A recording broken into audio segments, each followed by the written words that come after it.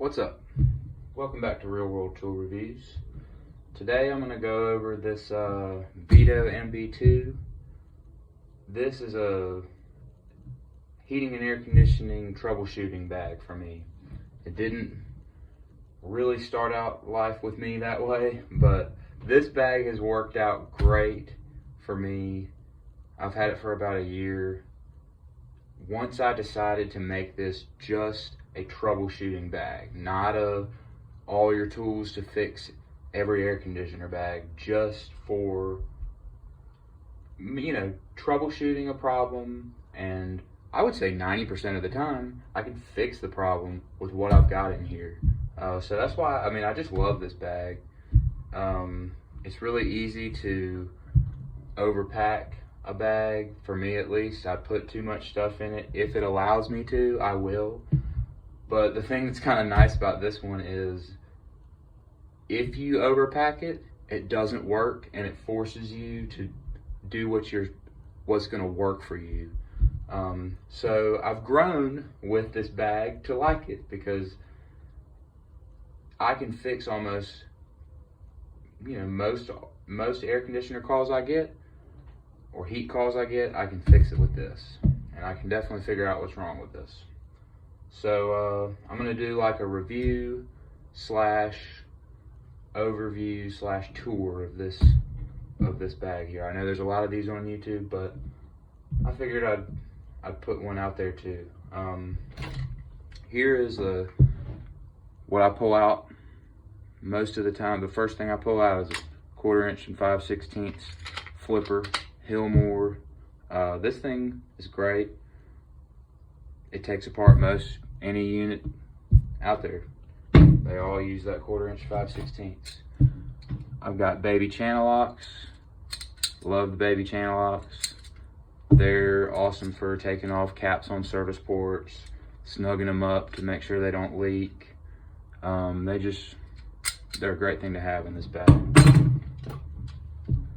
Little thermostat driver. Working on air conditioners, you're going to be changing thermostats. This is a good one. Here is the Klein pen tester. I don't love pen testers, and I don't love this pen tester as much as I love the Fluke. I have a Fluke too. I like it a lot better. I trust it more. This, however, works. It's good. And I keep it in this bag because of this flashlight it has on it. Blind you there. It's a bright light. It's bright in my shop. You can see that circle from this flashlight. It's really bright. And you're going in attics and crawl spaces and stuff when you're working on air conditioners. And this is like the flashlight for the bag. It's actually a really good flashlight, much better than I thought it would be when I bought it. And it's made it that it works really well in this bag. Tape loop. They all have the tape loop. You need electrical tape if you're doing this. I don't like the way that it's always hanging off and getting caught on stuff. I pull it in and out of my truck like this a lot of the time. And it's always getting caught, so I wish there was a better way. Maybe if there was just like a sleeve on the side of the bag or something that they could make that held the tape good, I don't know. But for now, it works. I've got needle nose multi-purpose pliers by Klein. They have good strippers. I didn't know if I was gonna like the strippers because you can see they're kind of in the middle, and it's kind of hard to tell where they are on the wire. But once you get used to it, it works. I actually have grown to really love these, especially for a bag like this where you don't have a ton of room. They have good cutters, they have good strippers, and they have a good crimper, which I don't use because I have a better crimper in this bag, but they do work. I'm not saying they don't work. They actually do work pretty well. I love these multi-purpose Kleins for this bag. And I have a few other multi-purpose pliers that I'll probably do a video on separately, comparing them to these. These are my favorite ones. I have a couple others, but these work good for a troubleshooting bag like this. And you got your little Knipex nippers. That's what they are. They're small, good for cutting zip ties and little wires. You always got to cut stuff. These cut stuff. Not my favorites, but they do work. They fit in this bag, so that's why I keep them there. Then you got this front pocket. Now, the front pocket, I'm not crazy about. It's got little holes for bits, like little sleeves for bits. But if you put a normal size bit in there, you gotta always dig my fat fingers almost trying to dig these stupid bits out. Don't put your bits in there. It's stupid. It doesn't work unless you have like real long ones, which I don't use real long bits, and I don't even carry a drill in this bag anyway. So for me, I don't like those. And I have another Veto bag that has them, and they're useless. I wish they would just do away with them. They'd be better off without them in this pocket. But I've got a jumper. I usually have two jumpers, but I was using it the other day. I must be in my truck somewhere. But you got to have jumpers, bypassing stuff, trying to figure out little electrical problems in air conditioners is a must-have thing. Here is a Wiha little thermometer. This has been a good thermometer. It's accurate.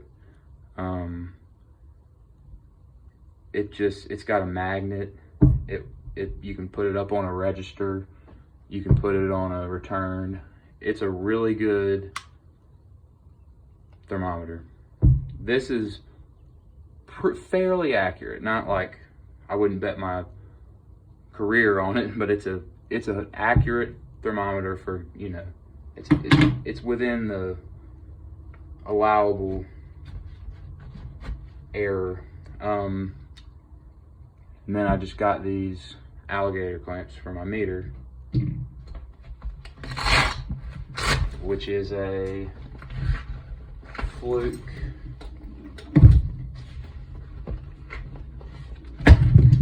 That's the other thing about this bag is it'll stand up when the way I've got it loaded, but once you start taking stuff out, it falls over. But I'm not worried about it falling over. That's okay. This is a Fluke 116. It's good. It works better than, like, I used to have a field piece. Not the most expensive field piece, but comparable to the price of this, and I didn't like it nearly as much as I like this. The only thing about this is it doesn't have the amp clamp, obviously, but it's much better on voltage readings and ohms and continuity. It just responds faster, and the best part about it is the microfarads. If you're testing capacitors, other meters that I've used, they jump around a lot, and it just, after a while, you just get so frustrated with it. This thing, you turn it to capacitance, it will just not bullshit you. It will give you a fast, accurate reading, and that's all I gotta say about the Fluke. You can trust it. Trust these Flukes. I like these better than any meters, and I'll probably do a comparison video with some meters too, just showing why I like the Flukes, why I trust the Flukes. And these alligator clamps just screw right on to these leads, which is super cool. Fluke makes the best leads. They just do, period. They're expensive, but I mean, how handy is that to have in your bag? Just screw it on there and you can clamp onto something. You know, when you're testing a lot of stuff, it helps. I usually just put one on, clamp it on to a ground or to like the common, and just move around. I really can't say enough about how great this Fluke meter is.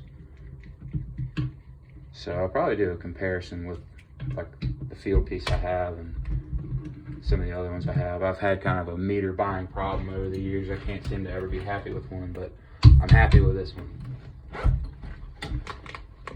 And just the last few in the big section, which is supposed to be for tall meters, I've kind of turned it into something else. This is my Klein, just temperature gun. This is, you know, temperature guns are reading surface temperature. So if you shine it up at a register, it's not gonna give you the air temperature coming out of the register. But it's good for quick checks, good to show customers. It's just nice to have it. You'll be glad you have it if you have one.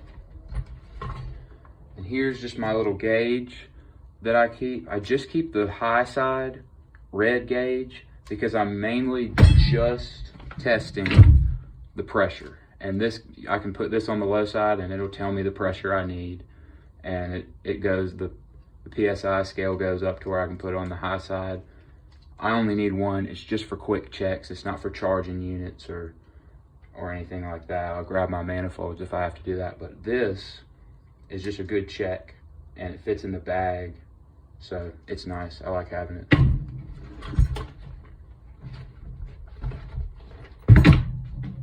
These are the crimpers that I use when I crimp wires.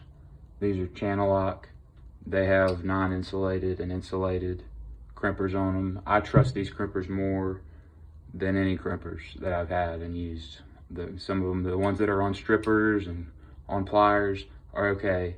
Some of them are, but these Channellock ones, I love these. Klein makes them too, the same design, but this kind of crimper is what you need. It's what you want if you really want to feel good about your crimps. And then lastly, I've just got 2 insulated screwdrivers, Phillips and flat. This is an ideal. I like this better than the Kleins because the rubber's harder. Like, I just don't like sticky rubber. So these are better. And I'm always using, especially the insulated flathead, pushing in contactors, you know, popping clips off of boards. You know, I always turn the power off, but it's nice to just have the added feeling of comfort that you have with the insulated. Just makes me feel better. And I actually just got these Wiha insulated screwdrivers a while ago, and I love them. I love the way they feel. They're really good. So I put this number 2 Phillips in this bag, and so far I'm liking it. It's almost brand new though. I've hardly used it at all. But that's what you can, you know, reasonably fit in this bag. I've seen a lot of YouTube videos of people fitting a lot more in these bags, and I tried to do that when I first got it, but this is what's worked out for me to show up, figure it out, and fix 90% of the shit I run into with a heating and air call. So I would overall say this is a great bag for troubleshooting. Don't try to put a bunch of stuff in here and use it for everything. It's not for that. I don't think they meant it to be like that when they made these, but for what it is, it's awesome. It holds up good,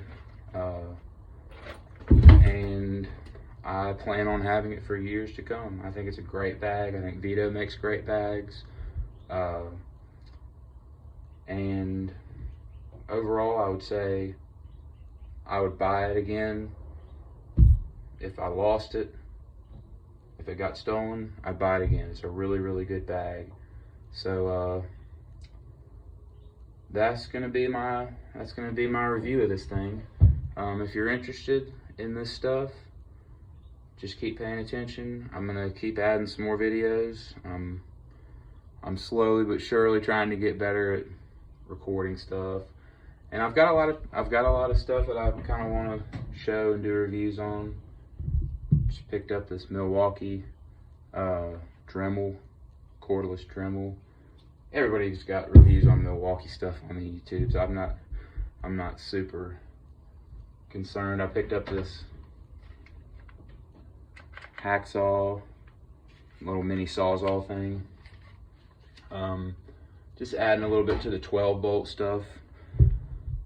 So I might do some reviews on that. Like I said, I might do some reviews on the meters, and just a bunch of other stuff, whatever I feel like doing. So if you're interested, just keep coming back, keep looking. You might enjoy it. So thanks for watching.